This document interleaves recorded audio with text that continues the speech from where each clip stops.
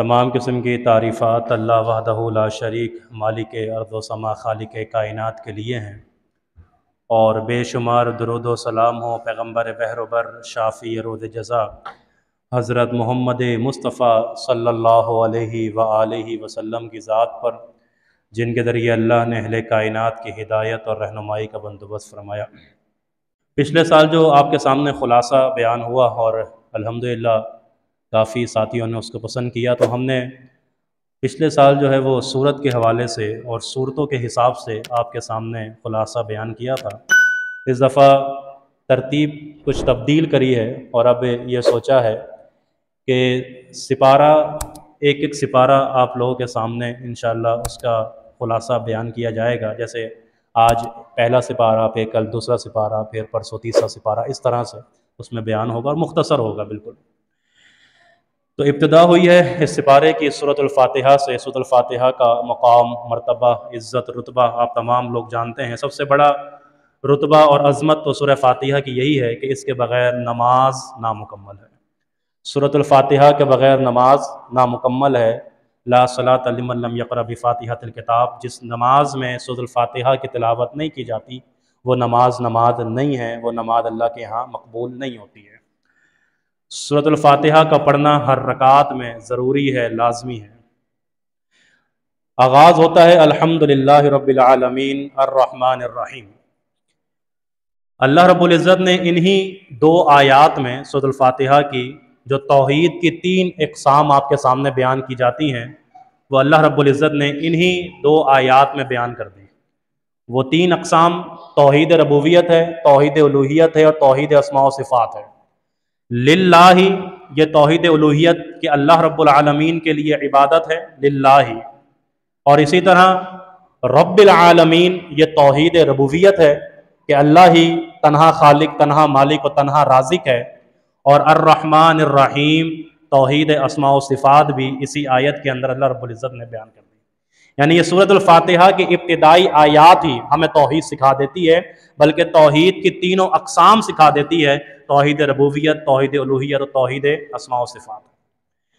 پھر اللہ رب العالمین کی تعریف بیان کرنے کے بعد کہ وہ تمام جہان کا مالک ہے، وہ رحمان ہے، وہ رحیم ہے، وہ یوم جزا اور سزا کے دن کا مالک ہے۔ پھر اس کے بعد جو بات بیان کی جا رہی ہے وہ یہ ہے کہ ایاک نعبد و ایاک نستعین، اے اللہ یہ تمام تعریفیں تیرے لیے، تو رحمان ہے، تو رحیم ہے، ہم اس چیز کا اقرار کرتے ہیں، اور ہم اس چیز کا بھی واضح اعلان کرتے ہیں کہ تو ہی عبادت کے لائق ہے، اور ہم تیری ہی عبادت کرتے ہیں اور تجھ ہی سے مدد مانگتے ہیں، تجھ سے بھی نہیں، بلکہ ایاک، ہم تجھ ہی سے مدد مانگتے ہیں اور تیری ہی عبادت کرتے ہیں، یعنی تیرے علاوہ ہم کسی کی عبادت نہیں کرتے، اور تیرے علاوہ ہم کسی سے مدد نہیں مانگتے۔ اس کے بعد دعا سکھلائی، اہدنا الصراط المستقیم۔ دعا کرنے کی ترتیب اللہ نے سکھا دی کہ دیکھو، پہلے تعریف ہے، پہلے میری توصیف ہے، پہلے میری تحمید بیان کرو، اور اس کے بعد جو مجھ سے مانگنا ہو وہ مجھ سے مانگا کرو۔ یہ دعا کی ترتیب ہے کہ پہلے اللہ کی تعریف، الحمدللہ رب العالمین، اللہ الصمد، لم یلد ولم یولد، لا الہ الا هو الحی القیوم۔ یہ تمام تعریفات بیان کرنے کے بعد اللہ رب العزت سے سوال کیا کریں۔ یہ دعا مانگنے کا سلیقہ ہے جو ہمیں سورہ فاتحہ سکھاتی ہے، اور وہ دعا کیا ہے؟ اہدنا الصراط المستقیم، اے اللہ ہمیں سیدھا راستہ دکھا، اے اللہ ہمیں صراط مستقیم دکھا۔ اور یہ بھی یاد رکھیے گا کہ ہدایت کی بھی کئی اقسام ہیں، اس میں ایک ہدایت کی قسم یہ ہے کہ ہدایت ارشاد، کہ آپ لوگوں کے سامنے ہدایت کی باتیں بیان کر سکتے ہیں، ان کے دل میں نہیں اتار سکتے۔ آپ لوگوں کو ہدایت کی باتیں کہہ سکتے ہیں، بتا سکتے ہیں، سمجھا سکتے ہیں، لیکن ہدایت نہیں دے سکتے۔ یہ دینا کس کا کام ہے؟ اللہ کا کام ہے۔ یعنی کہ محمد رسول اللہ صلی اللہ علیہ وسلم کا کام بھی ابلاغ تھا، پہنچانا تھا، تبلیغ کرنا تھا، پیغام کو امت تک پہنچانا تھا، دلوں میں پیوست کرنا، رچانا اور بسانا یہ رب العزت کا کام ہے، ہم میں سے کسی کا نہیں۔ تو یہ یاد رکھیں کہ آپ زبردستی کسی کو بولیں نماز پڑھو، آپ زبردستی کسی کو بولیں سینے پہ ہاتھ باندھو، آپ زبردستی کسی کو بولو کہ آپ رفع الدین کرو، آپ زبردستی نہیں کر سکتے۔ ہاں، آپ حق पहुंचा सकते हैं, हक बता सकते हैं कि ये हक है, ये सच है। इन्नका ला तहदी मन अहबब्ता वलाकिन्नल्लाह यहदी मन यशा। ऐ पैगंबर, आप जिसे चाहें हिदायत नहीं दे सकते, हिदायत देना अल्लाह रब्बुल इज्जत का काम है। वलाकिन्नल्लाह यहदी मन यशा, अल्लाह जिसे चाहे हिदायत अता फरमा सकता है। इसके बाद सूरतुल बकरा का आगाज होता है। सूरतुल बकरा का एक नाम अज़्ज़हरा भी है, अज़्ज़हरा। इसका मतलब यह है ब्रिलियंट, चमकती हुई चीज, चमक दमक।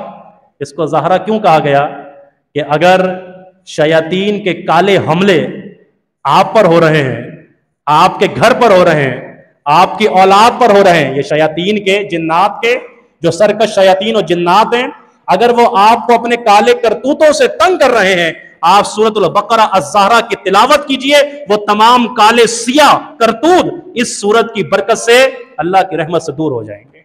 चमक और दमक, ब्रिलियंट। अज़्ज़हरा इसको इसलिए कहा गया कि अगर तुम्हारे भी दिलों पे कालक लग चुकी है, अगर तुम भी शयातीन के चक्कर में जड़ चुके हो, पकड़ चुके हो, उसने तुमको पकड़ लिया है, तो सूरह बकरा की तिलावत किया करो। ये तुम्हारी उस कालक को, उस स्याही को अल्लाह की रहमत से धो देगी। सूरत का आगाज होता है ईमान के साथ, अल्लज़ीना युमिनूना बिल गैब, ईमान के साथ। और इसका इख्तिताम भी जो होगा वो होगा ईमान पर। आमन रसूल बिमा उनज़िला। पता चला कि अल्लाह रब्बुल इज़्ज़त ने अगर ईमान की दौलत से नवाजा है तो तुम्हारा इख्तिताम भी ईमान पे होना चाहिए। अगर ईमान की दौलत से माला माल हो तो फिर ऐसा ना हो कि मरते वक्त बेईमान हो जाओ, अल्लाह ना करे।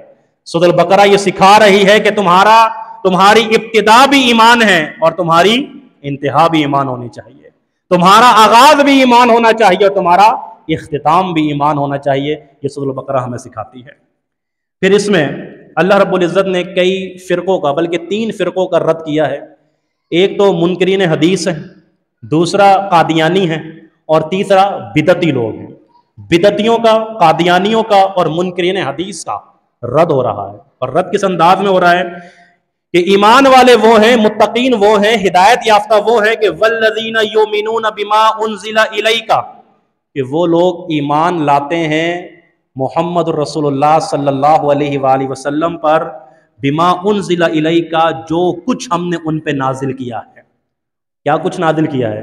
कुरान हमें दूसरे पहलू से सिखाता है कि हमने अपने पैगंबर पर किताब और हिकमत का नुज़ूल किया है। किताब भी अता की है और हिकमत भी अता की है। तो कोई शख्स अगर किताब पर ईमान ले आए और हिकमत पर ईमान लेकर ना, एक हिकमत क्या है?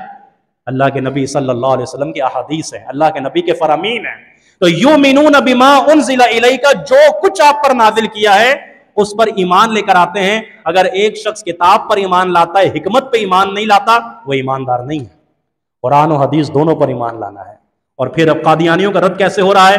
वमा उनज़िला मिन क़ब्लिका, और ईमान वाले उस पर भी ईमान लेकर आते हैं, मुत्तकीन उस पर भी ईमान लेकर आते हैं जो आपसे पहले नाजिल हो चुका है। बात समझिएगा, अल्लाह ने यहां क्या कहा कि उस पर ईमान लाते हैं जो कुछ आप पे नाजिल हुआ, और उस पर ईमान लाते हैं जो आपसे पहले नाजिल हुआ। मिम बादी का, आपके बाद जो कुछ नाजिल हुआ, ये जुमला अल्लाह ने अदा नहीं किया। इसका मतलब यह है कि ये जो अल्लाह के नबी की दावत है, ये जो कुरान और हदीस है, ये जो अल्लाह के नबी के पैगंबर हैं, ये आखिरी हैं। इनके बाद कोई नबी और कोई रसूल और कोई दावत नहीं है। अगर होता तो लोग कहते हैं ना कादियानी कि ये नबी है, ये रसूल है, इस पर भी वही उतरती है, इसके पास भी फरिश्ता आता है, तो फिर यहां कहा जाता ना कि मिम बादी का, जो कुछ आपके बाद नाजिल होगा मुत्तकीन उस पर भी ईमान लाएंगे। नहीं, अल्लाह ने कहा मिन क़ब्ली का, जो कुछ आपसे पहले नाजिल हुआ अंबिया और रसूलों पर, ये मुत्तकीन उस पर ईमान लेकर आते हैं। कादियानियों का यहाँ पे अल्लाह रब्बुल इज़्ज़त ने रद्द कर दिया है। मा काना मुहम्मदुन अबा अहदिम मिन रिजालिकुम वलाकिन रसूलुल्लाहि व खातमन नबिय्यीन, मोहम्मद सल्लल्लाहु अलैहि वसल्लम तुम्हारे मर्दों में से किसी के वालिद नहीं है, वो अल्लाह के रसूल हैं और वो खातमुन नबिय्यीन हैं, वो तमाम अंबिया के इख्तिताम पर हैं। आपके बाद किसी नबी और रसूल ने नहीं आना, आपके बाद कोई जिब्रील नहीं आएगा, फरिश्ता नहीं आएगा, किताब का नुज़ूल नहीं होगा। क़यामत की दीवारों तक तुम्हारे लिए हुज्जत और दलील मोहम्मद रसूलुल्लाह है सल्लल्लाहु अलैहि वसल्लम। फिर यहाँ पे अल्लाह रब्बुल इज़्ज़त ने बिदतियों का भी रद्द किया है। एक हो गया मुनकरीन हदीस का रद्द, ایک ہو گیا قادیانیوں کا رد، اب بدعتیوں کا رد کیا کیا اللہ نے کہا وَإِذَا قِيلَ لَهُمْ لَا تُفْسِدُوا فِي الْأَرْضِ، جب ان سے کہا جاتا ہے کہ زمین پہ فساد نہ کرو، قَالُوا إِنَّمَا نَحْنُ مُصْلِحُونَ، کہتے ہیں ہم تو اصلاح کرنے والے ہیں۔ ان کو کہا جاتا ہے یہ جو آپ میلاد، تیجا کل، 40واں یہ کر رہے ہو یہ نہ کرو، کہتے ہیں یہ تو سنت ہے، یہ تو سنت ہے، کہتے ہیں تم غلط کہہ رہے ہو، ہم اصلاح کرنے تم غلط کہہ رہے ہو۔ ان کے سامنے قرآن کی دلیلیں پیش کی جائیں، حدیث پیش کی جائیں تو یہ کیا کہتے ہیں آپ غلط کر رہے ہو، آپ اللہ کا کلام پڑھنے سے منع کر رہے ہو، آپ اللہ کے رزق سے منع کر رہے ہو۔ قالوا انما نحن، ہم مصلحین ہیں، ہم اصلاح کرنے۔ اللہ نے الا انہم هم المفسدون ولکن لا یشعرون، خبردار خبردار خبردار، یہی لوگ اصل فسادی ہیں کہ جو اللہ کی آیات کا انکار کرتے ہیں، اللہ کی آیات کو تسلیم نہیں کرتے، پیغمبر کی احادیث کو تسلیم نہیں کرتے، ولکن لا یشعرون، لیکن یہ اس کا شعور نہیں رکھتے۔ تو یہاں پہ اللہ رب العزت نے بدعتیوں کا بھی رد کر دیا کہ اگر تمہارے سامنے قرآن کی آیات حدیث پیش کر دی جائے تو مان لو اس کو، بلکہ کہیں گے نہیں یہ تم غلط کہہ رہے ہو، ہم صحیح ہیں۔ اللہ نے کہا یہ فسادی، ان کی وجہ سے فساد ہو رہا ہے زمین پہ۔ آگے اللہ نے فرمایا وَإِذَا قِيلَ لَهُمْ آمِنُوا كَمَا آمَنَ النَّاسُ، صحابہ کرام کا دفاع اللہ رب العزت نے کیا، بڑی معروف آیت ہے۔ فرمایا کہ ان سے کہا جاتا ہے کہ ایمان لے کر آؤ ایسے جیسے صحابہ ایمان لائے۔ ایمان لانا ضروری ہے، لیکن ایمان کس کی طرح لانا ہے یہ بھی یاد رکھیے گا کہ ایمان صحابہ کرام رضوان اللہ معیار وہ ہیں صحابہ کرام۔ تو یہ کیا کہتے ہیں الا انہم الصفہاء، ہم ان کی طرح ایمان لے کر آئے، کما آمن الصفہاء، جیسے بے وقوف ایمان لے کر آئے۔ معاذ اللہ، صحابہ کی معتبر جماعت کو ان لوگوں نے کیا کہا؟ بے وقوف کا۔ اللہ نے کہا اچھا میرے نبی کے صحابہ کو بے وقوف کہتے ہو؟ الا انہم هم الصفہاء ولکن لا یعلمون، میرے نبی کے صحابہ کا بے وقوف کہنے والوں در حقیقت تم بے وقوف ہو، تم جاہل ہو، ولکن لا یعلمون، لیکن تمہیں اس کا علم بھی نہیں۔ ایک تو ہوتی ہے جہالت کہ جاہل ہے، دوسرا کہ جہالت کا بھی علم نہیں کہ ہم جہالت میں پڑے ہوئے ہیں، یہ کتنا بڑا جاہل ہو گیا۔ کیا قرآن کا انداز ہے، ولکن لا یعلمون، کیا ایک تو ہے جاہل، ایک تو جہالت ہے، پھر جہالت کا پتہ بھی نہیں ہے ان کو۔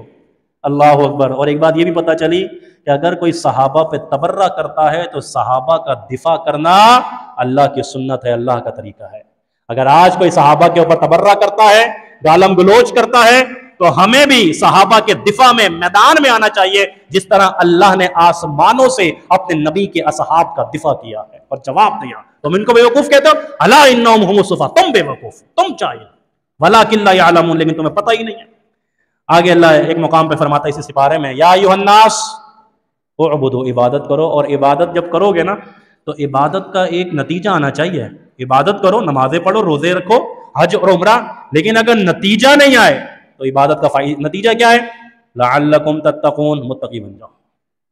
عبادت اگر تقوی نہ سکھائے، پرہیزگاری نہ سکھائے، وہ عبادت نہیں ہے۔ عبادت بھی کرو تقوی بھی نہ ہے، عبادت بھی کرو اللہ سے ڈرو بھی نہیں، عبادت بھی کرو اور متقی نہ بنو، عبادت بھی کرو اور پرہیزگاری نہ ہے، میں ایسا نہیں ہوں۔ فرمایا عبادت کرو گے تو تقوی کو حصول لازمی ہے، نتیجہ تقوی ہونا چاہیے۔ اگر تقوی نہیں ہے، خوف الہی نہیں ہے، خشیت الہی نہیں ہے، عبادت کا کوئی فائدہ نہیں۔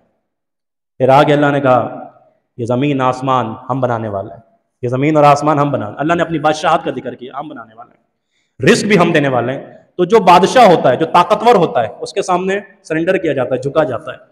بادشاہ اور رزق دینے والا اس کے سامنے جھکا جاتا ہے، میں جھک جاؤ میرے آگے، کیونکہ میں بادشاہ ہوں، میں زمین کو فرش بنانے والا، آسمان کو چھت بنانے والا، آسمان سے پانی برسانے والا میں ہوں، رزق لکم، تمہارے لیے رزق مہیا کرنے والا بھی میں ہوں۔ تو یہ جھکنے کے لیے کافی نہیں ہے کہ زمین اور آسمان کا بادشاہ میں، تمہیں آسمانوں سے رزق دینے والا میں، زمین کا سینہ شک کر کے تمہارے لیے سبزی اور پھلیں نکالنے والا میں، تو پھر کیا کرنا ہے تمہیں جھکنا ہے میرے آگے، جھک کے رہنا ہے۔ فلا تجعلوا للہ اندادا، میرے ساتھ کسی کو شریک نہیں کرنا، میری عبادت میں، میرے رکوع میں، سجود میں، کسی بھی عبادت میں کسی غیر کو شریک نہیں کرنا، انجام بہت برا ہوگا۔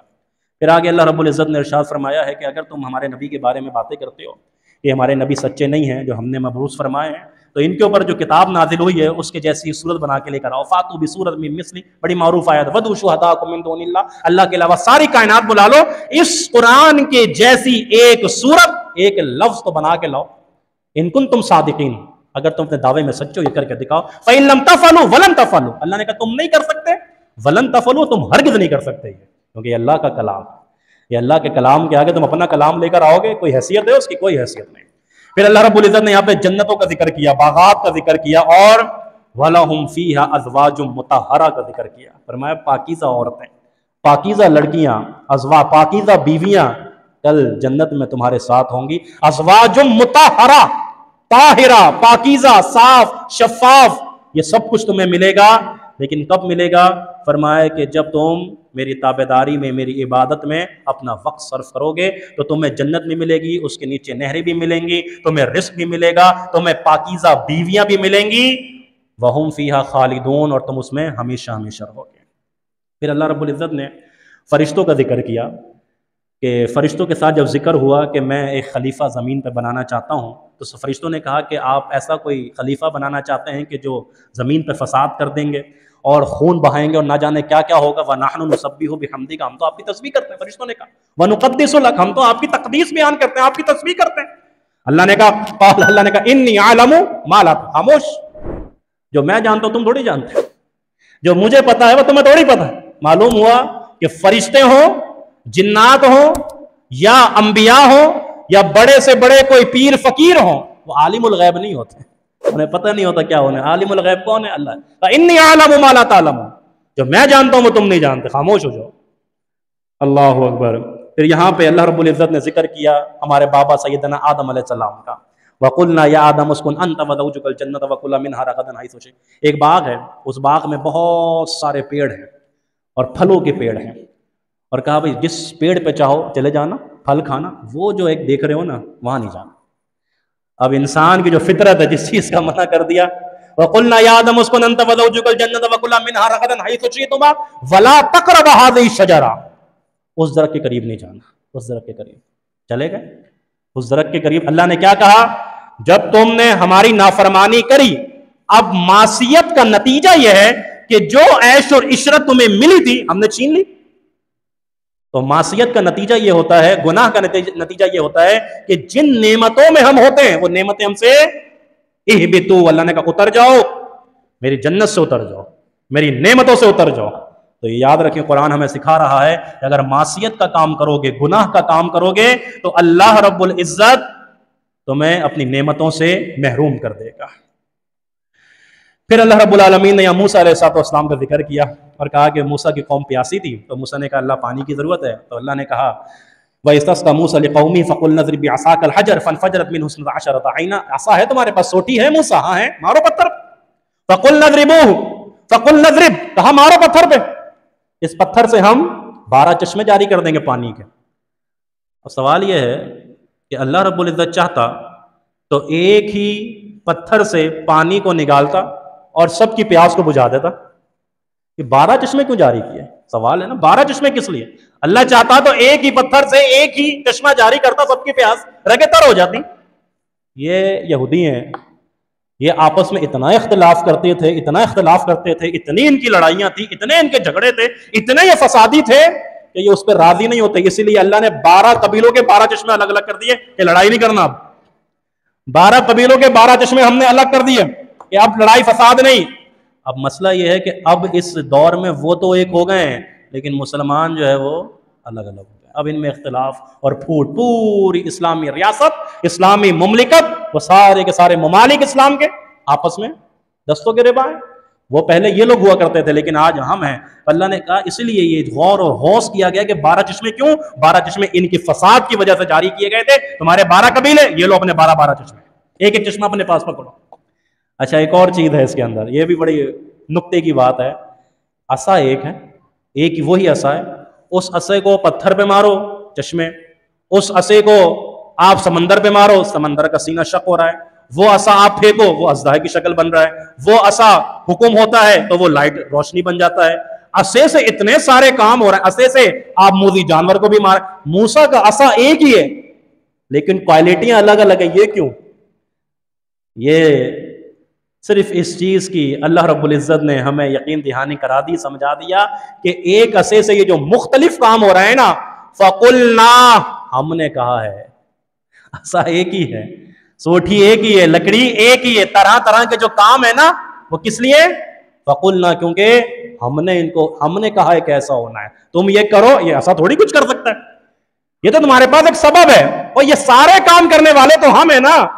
ہم اسباب کے محتاج تھوڑی ہیں. اللہ اکبر. کیسے پیارے انداز سے اللہ رب العزت نے ہمیں یہ سمجھا دیا کہ دیکھو میں اسباب کا محتاج نہیں ہوں, مجھ سے دعا مانگا کرو, مجھ سے دعا مانگو گے میں تمہیں ایسی ایسی نعمتیں ایسی ایسی چیزیں عطا کر دوں گا کہ تمہارے وہم و گمان میں بھی نہیں ہوگا, اور ایسی ایسی جگہ سے دوں گا وہ بھی تم نہیں سوچ سکتے. اللہ اکبر. پھر ایک مقام پہ اللہ رب العزت نے یہاں پہ گائے والوں کا واقعہ ذکر کیا, وہ بڑا مشہور و معروف واقعہ ہے. ایک مقام پہ اللہ فرماتا ہے فَتُؤْمِنُونَ بِبَعْضِ الْكِتَابِ وَتَكْفُرُونَ بِبَعْضٍ, اور لوگوں تمہیں کیا ہو گیا کہ تم کتاب کے بعض حصے پر ایمان لے آتے ہو اور بعض حصے کا انکار کر دیتے ہو, بعض حصے کو نہیں مانتے ہو, بعض کا انکار بعض کو مان لیا. یہ ادخلوا فی السلم کافہ نہیں ہے. تمہارے پاس جب قرآن آ گیا, حدیث آ گئی, اب تم بولو جو میرے مطلب کی ہے میں ادھر سے لے لوں گا اور جو میرے مطلب کی نہیں میں اس کو چھوڑ دوں گا. نہیں, ایسا نہیں ہوگا.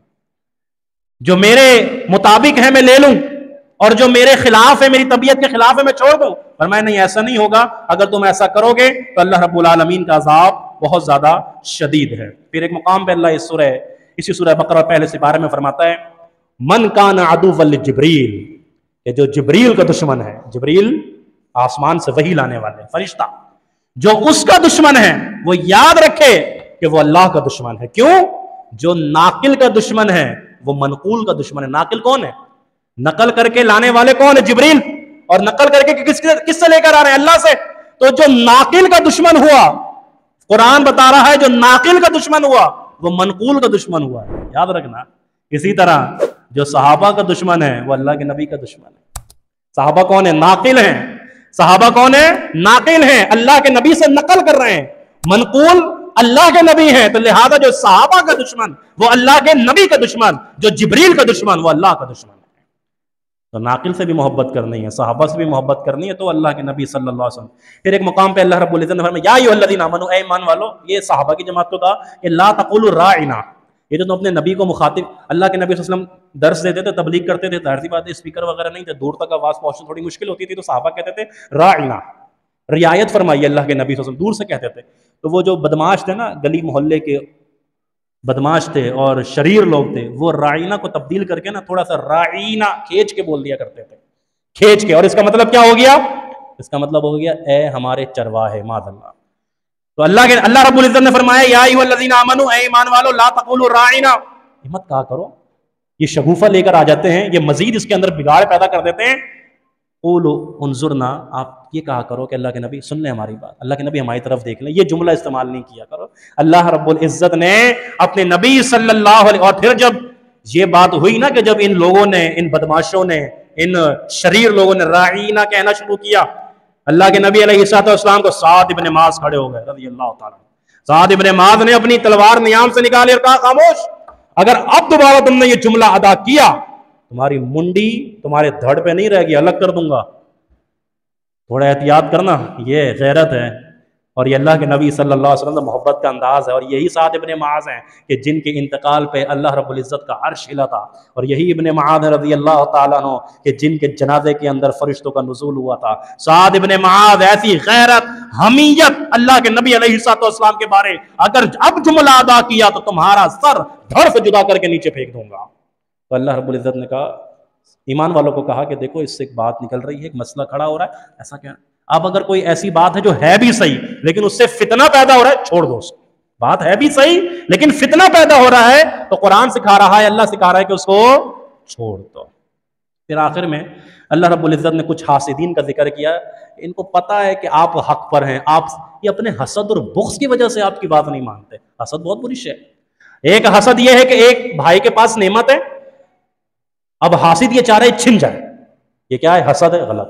اور ایک یہ ہے کہ اس کے پاس نعمت ہے, اللہ مجھے بھی دے دے, یہ رشک ہے, یہ جائز ہے.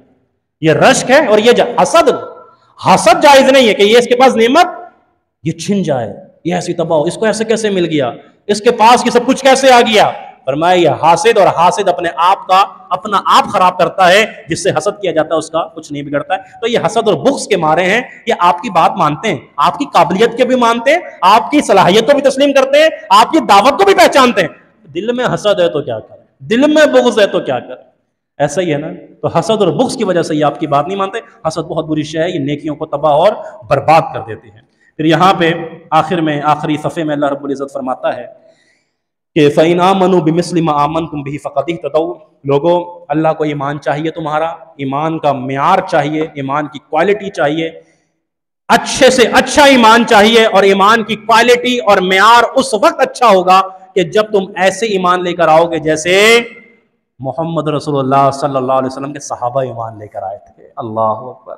ایمان یہ چاہیے، ایمان کی کوالٹی یہ ہوگی جو صحابہ کا ایمان ہے، جو صحابہ کرام رضوان اللہ علیہم اجمعین کا طرز ایمان ہے۔ مومنوں، مجھے تمہارا ایمان ایسا چاہیے، فقد اہتدوا، بس تم ہدایت یافتہ ہو جاؤ گے۔ اور ایک چھوٹی سی یاد ابھی نظر سے گزری تو آپ کے سامنے بیان کر دیتا ہوں۔ وَإِذْ يَرْفَعُ إِبْرَاهِيمُ الْقَوَاعِدَ مِنَ الْبَيْتِ وَإِسْمَاعِيلُ رَبَّنَا تَقَبَّلْ مِنَّا إِنَّكَ أَنْتَ السَّمِيعُ الْعَلِيمُ۔ یہ ابراہیم علیہ السلام اور اسماعیل علیہ السلام جب بیت اللہ کی تعمیر کر رہے ہیں، اللہ کے گھر کو بلند کر رہے ہیں، تو مفسرین فرماتے ہیں کہ جو اللہ کے گھر کو تعمیر کرتے ہیں اور اللہ کے گھر کو بناتے ہیں اور اللہ کے گھر میں اپنی صلاحیتوں کو وقف کرتے ہیں، اللہ ان کو بلند کر دیتا ہے۔ یہ اللہ کے گھر کی بنیادوں کو بلند کر رہے ہوتے ہیں، اللہ رب العزت ان کو بلند کر رہا ہوتا ہے، ان کو عروج دے رہا ہوتا ہے، ان کو بلندیاں نصیب فرما رہا ہوتا ہے۔ اور ایک نکتہ یہ بھی ہے کہ جب آپ اللہ کا گھر تعمیر کرنے چاہ رہے ہوں اور اللہ کے گھر کی تعمیرات میں حصہ ملانا چاہتے ہوں، اور جب اللہ کا گھر تیار ہو جائے، تعمیر ہو جائے، تو دعائیں کیا کریں، ربنا تقبل منا انک انت السمیع۔ ابراہیم علیہ السلام نے کتنی پیاری پیاری دعائیں کری تھی اس وقت۔ تو اللہ کے گھر میں آ کے اور اللہ کے گھر کی تعمیر کے بعد اللہ سے خوب لو لگایا کرو، اللہ سے خوب مانگا کرو، اور اللہ رب العزت سے خوب سوال کیا کرو۔ اللہ رب العزت ہی نوازنے والا اور عطا کرنے والا ہے۔ یہ پہلے سپارے کی چند آیات تھیں جو آپ کے سامنے آج بیان ہوئی ہیں، اللہ کے حکم سے، اللہ کی توفیق سے۔